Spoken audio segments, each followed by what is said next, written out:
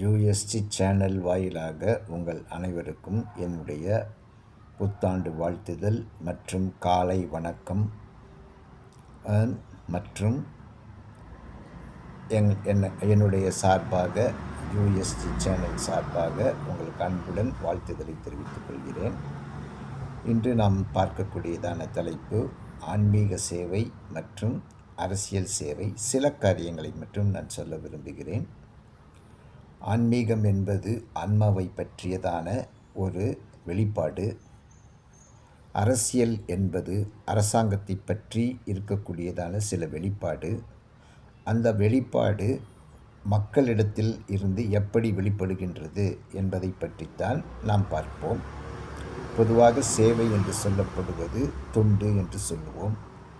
நலம் எதிர்பார்க்காமல் செய்யக்கூடுவதுதான் சேவை.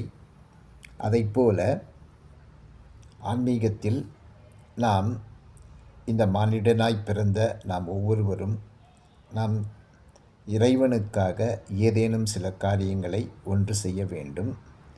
மனிதர்களுக்காக ஏதேனும் ஒரு காரியத்தை செய்ய வேண்டும். இந்த இரண்டையும் செய்ய நமக்கு உத்வேகம் கொடுப்பது ஒன்று ஆன்மா, இரண்டாவது மனது யோசனை, மூன்றாவது இது ரெண்டும் செயல்பட்டு சரீரம் நம்முடைய உடம்பு அதற்கேற்றவாறு செயல்பாடுகளை இந்த உலகத்துக்கு செய்கின்றது.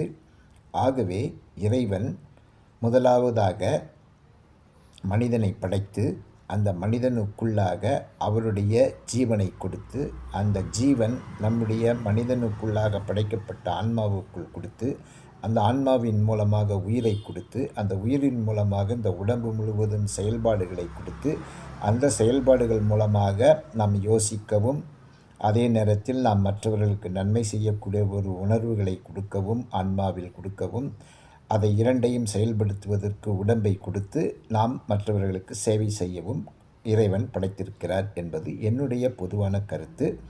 ஒவ்வொருத்தர் கருத்து மாறுபடலாம். அது அவரவருடைய கருத்து. என்னுடைய கருத்தை நான் பொதுவாக சொல்லுகிறேன். ஓகே.